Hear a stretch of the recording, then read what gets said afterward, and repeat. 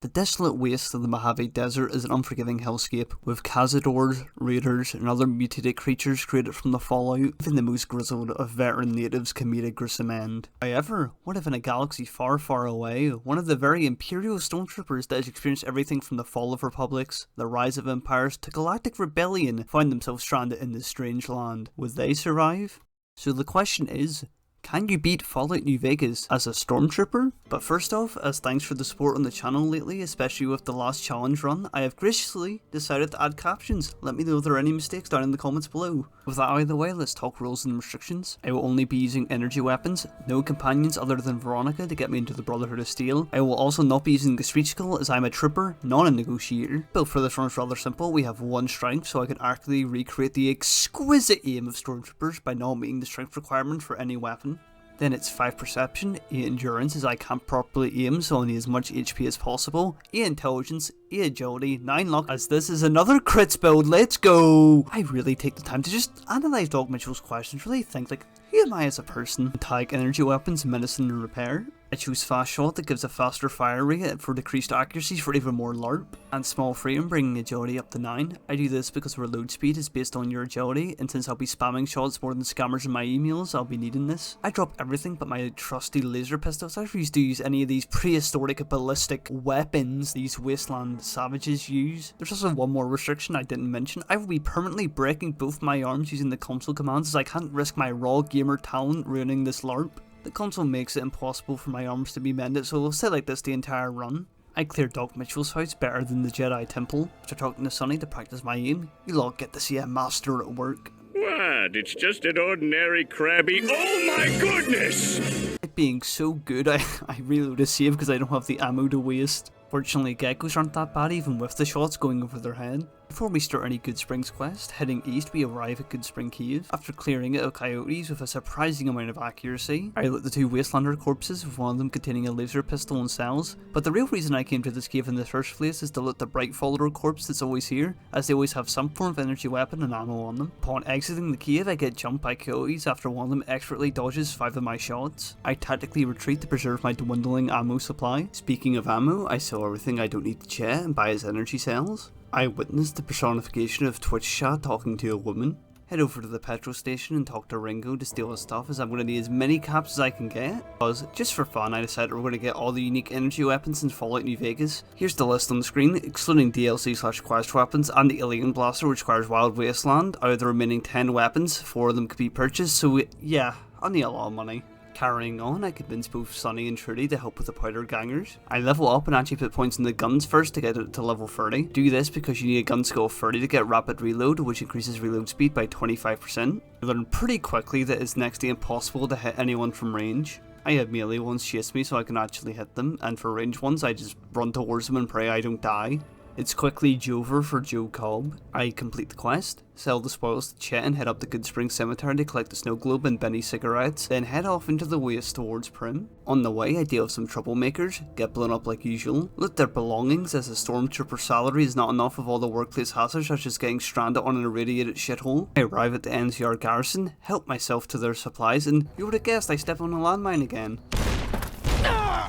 Reload and pick them up this time. I see the deputies a wonderful home and security measures. I kindly tell the powder gangers their tomfoolery won't be tolerated any longer. They could use a Stormtrooper to bring some peace and stability to this town. Well, they came to the right guys. I'm all about upholding the law. However, I do use the force, saving reloading, to take 300 caps as payment as I currently don't have an empire to pay my salary. Immediately get to work in the Bison Steve Hotel by missing my first shot, insta-killing the man with a crit. Turns out I didn't learn my lesson from Good Springs as I attempted to attack from range. It goes about as well as you would expect. Fortunately, running at them like a homeless man with a heroin needle, but instead of begging for money, it's crits. Having the gangers rush me actually works out better for me as I can just unload on their face and hit like 80% of them, get an incinerator and leather armor from the corpses. I sleep for an hour as the deputy begs for help. Nothing comes in between me and my sleepy time. Heading upstairs, I got the equivalent of a locust plague but in the form of powder gangers. No bothers, it gives me an opportunity to try out the incinerator. I level up, getting energy weapons to 50. My kleptomania overwhelmed me as I loot every single corpse and walk my way through the entire building back to Nash to sell everything. FYI, I tend to loot everything from combat encounters, so just keep that in mind. I use a book book to turn this droid into a new sheriff for Prim, as I can't be asked going to the correctional facility. With my work done in Prim, I head towards the Mojave outpost, have a convict use his exceptional agility to dodge all my shots, quick load out of embarrassment, and have another convict matrix his way through my shots. Jackals jump me soon afterwards, which I've sped up so you can see what the average fight looks like in this run, which is me spamming, hoping to land on a hostile and not a dog 100 miles away. I level up, getting energy weapons to 65, and take the educated perk for an extra 2 skill points per level. Near the outpost, I come across a travelling merchant and purchase a gunrunner's arsenal plasma pistol. At the outpost, I spend literally 2 full minutes trying to steal 607 caps off Major Knight and succeed. I travel to traders to buy energy cells. Malcolm Holmes harasses me. Blast him as soon as he turns around for his Sunset Sarsaparilla bottle caps. I snag a recharger rifle from Chef for 78 caps. I need a weapon I can use against weaker enemies without wasting my valuable ammo, as it's 3 caps per energy cell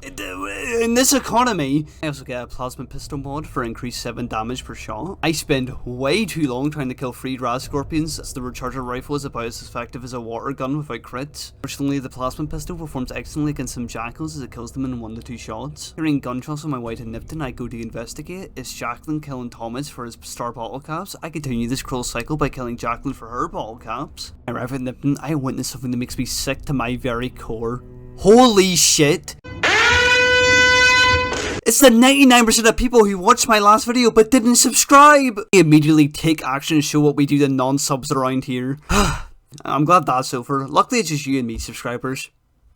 You're subscribed, right? I try to kill the dollar store Tuscan Raiders with no strategy, but I get stuck on a tree, take too many hits and die to a dog. Second attempt goes far better as I get multiple good crits and make short work with the Legion Savages. Feels good when the crit build actually gives you crits. I level up, getting energy weapons to 81, turn in all my quests to Mojave outposts and set off towards Novak. Novak is about the same as any other run. The bill of sale as I hate non-Empire sanctioned slavery on sentient beings. Sounds how you and have my eyes pop out of my fucking skull as I see the unique MF Hyper Breeder Alpha sold by Cliff is 13k caps. I wonder it's called a Hyper Breeder because whoever buys it is getting fucked over by the price. As payback for trying to make a profit, I steal the storage key and make sure to grab that gun and the rocket souvenirs from the crate. Have Janine meet her maker and get my 5% crit chance. Heading westwards towards the Repcon test site. Most well-trained rebel scum attack me. Use my superior combat prowess of walking backwards and spamming shots to dispatch of them. This causes me to level up, getting energy weapons to 90 and take confirmed bachelor. Not for the choice of being gay in dialogue, but for the extra 10% combat damage against meals. A major reason I'm even doing this quest in the first place is because of the numerous amount of dead Bright followers across the facility, having either a plasma or laser rifle, which is obviously very useful for this run. I talked to Jason Blight about the demons downstairs and agreed to help him. Talking to the leader of the demons is actually a Night King called Davison, but I think that's actually the Brahmin skull that's in charge, but I'm not one to judge. We're looking for a supply of stealth boys supposedly in the room of Harland. He informs me that Nightkin are keeping his lady friend hostage. I agree to help. I get jump scared by a stealth Nightkin. To my shiny new toys that work wonders against them. I'm just so thankful that Nightkin are so large from bulking that my shots actually can hit them. I find the dead captured Gull and then spend the next minute looking for her anyway because I assumed she would have a unique game, but I guess I was wrong. That's what I get for not noticing the objective updated. Tried to talk to Davison, but Antler sold me out and told him it was me that killed all his kin. Jason gives me another task to fix the Repcon rockets. No problem. He's got to steal the part from Gibson's scrapyard. Use the souvenirs from Novak filled with real radioactive material. Watch the liftoff as the followers go to the Great Beyond, also known as the Galactic Empire. All hail Emperor Palpatine. I also max out energy weapons. Oh fuck, the bastards have caught up to me. I killed them all. They're dead. Every single one of them. And not just the men, but the women and children too. They're like animals and I slaughtered them like animals. I hate them! Sorry about that. I arrive at Boulder City, accept my assignment, level up, putting points into barter and repair. I also take toughness for some reason, but come on, you guys already know that I'm a tough, strapping young lad. Anyway, you know the drill. Blast the cans, free the hostages. Make a quick pit stop at Helios once, not before running into a Looney Tunes trap. Evening. Oh my... I got hit with a rigged shot. Inside I meet the building's defense systems, running into another landmine like the clown I am. In a normal playthrough, this part would pose no issue whatsoever, however I'm actually struggling to hit the turrets with my broken arms. It wouldn't be so bad as I can use the doorway as partial cover. But like a dragon, my innate need to hoard all my items gets me killed as I don't use any healing items.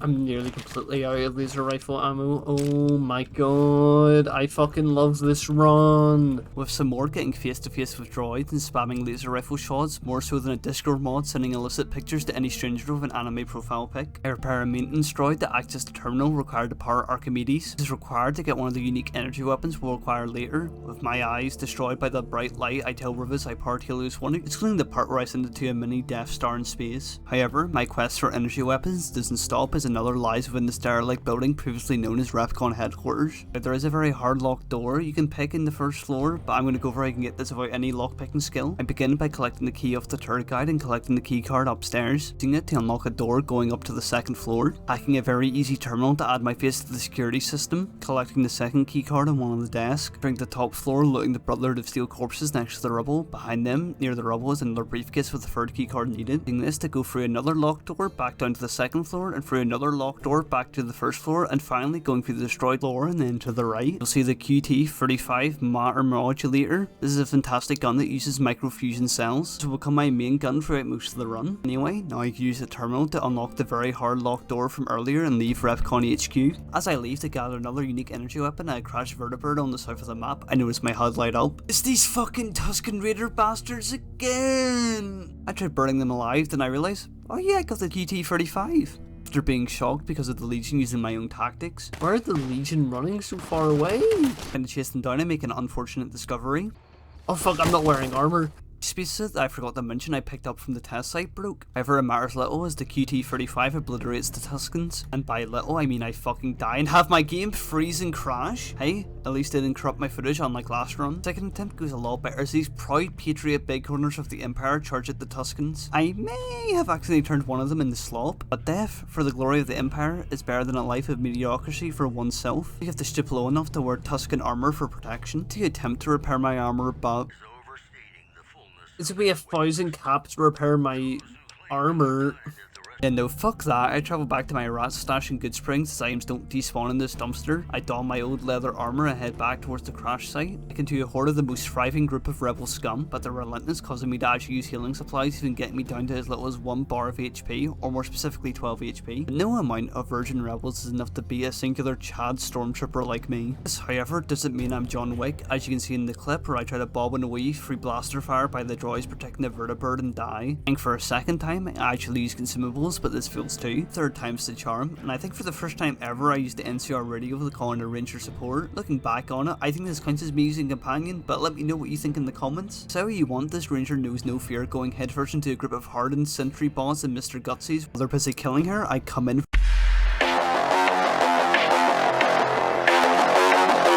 like Galactic Sweep! Get myself the Tesla Beam prototype, use it on the Ranger to test it out. Reader to see it so I don't cuck myself with the NCR. I've loaded a lot during my escapade, so I make a tidy little profit from the gunrunners. This isn't enough to make a dent in the unique weapon prices. I try to lure the gunrunner guards out of the gate, I get bored and try spamming, and whoops, second go around I spam the gate right away, use my stimpack supply and spam myself the free combat armor to sell. Using this I buy the subdermal armor implant from the New Vegas Medical Clinic. I mark off another unique weapon by stealing the Sea Finder from Max and Freeside, who's using it as a toy. Oh Jesus Christ, the thug! Whoa! Bitch, what was fucking saying? What the fuck did you say? Okay, I think I got him, guys. In Freeside, I go straight to gambling for that jackpot, baby, all in! After clearing house, I go to the Van Graffs, watch a man get vaporized. Realizing a stealth boy, I also sweep the Van Graffs and sell their weapons back to her, because I'm no thief, I'm simply returning these weapons. Using these caps, I purchase both the luck and intelligent implants, bringing luck to 10 and intelligence to 9. I help keep order and stability outside of the Van Graff store. I submit myself to a credit check, send Caleb a message from the Garretts for money. Clear out Gamora, baby! Entering the tops, I hand over all my evidence I collected about Benny over to Swank, informing Swank of Yes Man's existence. Swank assures me he'll send Benny to his room alone. I forgot to mention, I did clear out the Tops Casino before coming up here, but it looks like the only thing I'll be sweeping this time is Benny's corpse. I hit level 11, getting barter up to 70. I have a Tusken Raider spy inform me their leader would like to have a word with me. Surprises me, because I wasn't even aware that people had a concept of diplomacy. I entered the NCR embassy for the wrong doors. I go to my right instead of her right because I'm an agile ape and cannot pay attention for 5 seconds. Talking to the ambassador, he wants me to talk to the boomers, but I first enter the Lucky 38, hand in my snow globe, and open the secret door to Mr. Ice and kill him.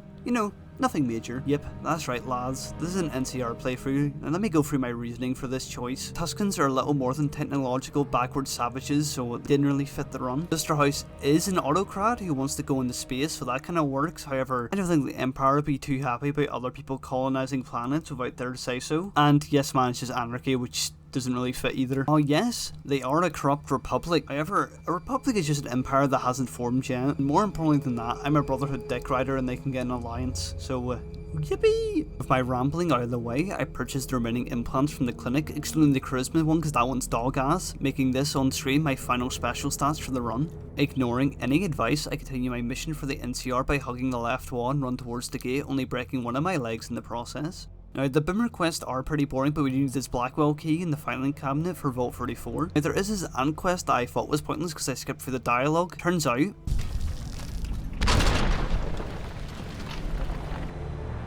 they explode. The way I was looking as you do and killed an ant and it created a fucking nuclear explosion, killing me 3 times in a row. Honestly, the devs started looking kinda mid compared to these ants. Finished the questline by attaching the ballast to the B-29 bomber and securing boomer support for the Battle of Hoover Dam. From one questline to another is the Brotherhood of Steel. I used Veronica to get me into the bunker. These quests also were pretty boring, so I'll only talk about scavenging vaults, starting with the flooded Vault 11 for the pressure controller, and the Vault 22 which is filled with bugs and these spore carrier cunts, and the unique AER-14 laser rifle found in the stairway to the commons room. It has a green laser beam and uses 2 microfusion cells per shot. It has double the chance for a critical hit. I didn't use this rifle much as I personally enjoy the QT-35 more. Grab the filters from the locker and head off to Vault 3, which is also the home to the Fiends, but the only thing I'm fiending for is the quest item. Not much to say, the Fiends don't do a lot of damage and I could basically 2-shot them all, but my goodness is there a lot of them. I do pay Motor Runner a little visit and grab the true prize, the reverse pulse cleaner. To celebrate, I purchased a Hyperbreeder Alpha from Clint back in Novak, living up to his name because it fucked my bank account. The weapon itself fires a lot of shots before resting, it really is like me for real for real. There's a comparison on screen between my normal gun and the Hyperbreeder's fire rate. The Breeder sure does shoot quick, my crit chance is actually a pretty good gun. Anyway, I sell my soul to afford the Van Graff guns, starting off with the Cleansing Flame, a unique flamer with blue flames, the Spurtle Wood at 9700, a Gatling laser with green beams, and finally the Smitty Special, a Plasma Caster.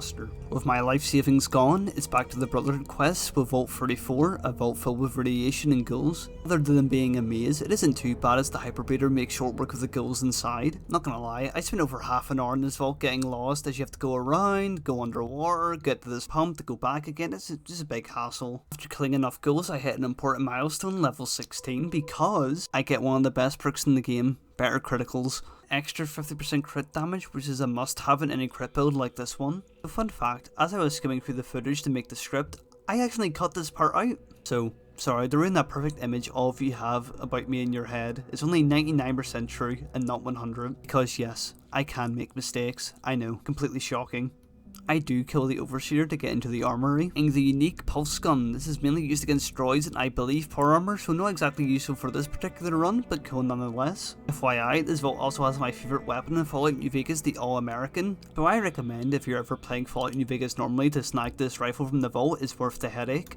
I inform Elder McNamara of my work. I attempt to join the Brotherhood, but I'm informed I need to help get a transmitter to Black Mountain Radio. Right? No bother. I start eliminating the smartest jizz haters. And no, that isn't part of my regular vulgar humour. The upbeat cantina music you know from Star Wars is literally in a genre called jizz, played by jizz wheelers. So make of that what you will. I also want to mention how great the Hyperbreeder is even with my broken limbs. The Breeder is still pretty darn accurate, and with the higher fire rate, inaccuracy doesn't matter that much, especially since I'm not wasting ammo with missed shots. Making sure to grab the room key under the staircase, I send to fight Tabitha, loot the trunks, attach the transmitter, and finally become an official member of the Brotherhood, meaning I can finally wear power armor. I do spend some time at the Brotherhood safe house debating on which power armor to wear. I chose T45. Back to the side quest of unique energy weapons, we are at the Sunset Sarsaparilla HQ trying to get the Pew Pew pistol. I only have 30 star caps, but I assumed I could get enough here after some searching, resistance and disappointment. Drinking enough sugar to milk steel beams, I only got 1 star bottle cap. Me not being fucked, I just leave deciding to come back later.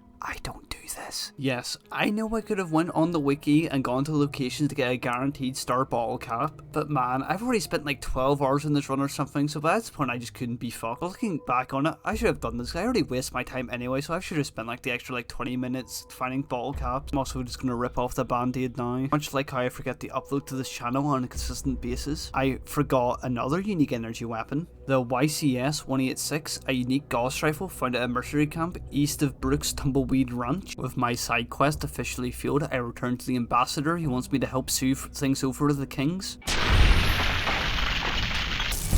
Well, that's officially the Van Graff's problem now. I level up, getting a meltdown. Hog. Talking to Colonel Murr, I begin my civic duty, finishing what Bitterspring started, wiping out the so-called Great Khans from the face of the earth. Oh yes, yes, murder! While on my way to do the greatest mission of my career, I show the fiends the harmful effects of drug use. Who needs drugs for happiness when you have murdering raiders to lift your spirits? I would say it's like taking candy from a baby, but this is more comparable to a steamroller being used to put in a nail. The only thing getting nailed here is me. Oh my god, I didn't get the dam. I want to know what fucking fat bastard in Obsidian made it so you have to walk into the dam a bit to unlock the fast travel, even though it should be at the fucking doorway because there's no reason to go through the dam. But you know, but I digress. From one group of savages to another, the colonel wants me to deal with the Emerdas. To summarize, no, I'm not doing their quest. Yep, Colonel, the Emerdas are totally 100% clean. No one else, and especially not you, don't need to investigate any further. What? This harlot doesn't want peace with the Brotherhood? No, sweetie. Since I've already done all the Brotherhood quests, we just gotta talk to the Elder, get this whole mess sorted, and bang, we're done. The grind never ends as I get straight to work on protecting President Kimball. Don't worry, President, I will not fail you as a true American patriot and not a galactic Imperial loyalist. I will not let the Republic— oh fuck, Yep, he exploded. Okay, this time I won't— oh fuck. Don't judge me, it's been a while. Third time's the charm, I stealth boy my way to the vertibird to disarm the bomb and inform Mr. Grant that the President Kimball is now in fact safe. I start the final quest, leveling up as soon as I see General Oliver. I take eye for an eye, dealing increased damage for each crippled limb. With my permanently crippled arms, I should be doing an increased 20% damage all the time, disarming my own men right away. We fight ourselves through the Tuscan Raiders with Meltdown really showing its worth, helping clear out groups of them at a time. Outside the dam, I use my plethora of weapons to deal with any threats. I get my air support from the boomers. I even get my very own squad of NCR Rangers to help me, which I promptly leave behind, and then defend for themselves. You know, it really builds character. Inside the Legate camp, I disintegrate the guards. There he is, the beast of the east.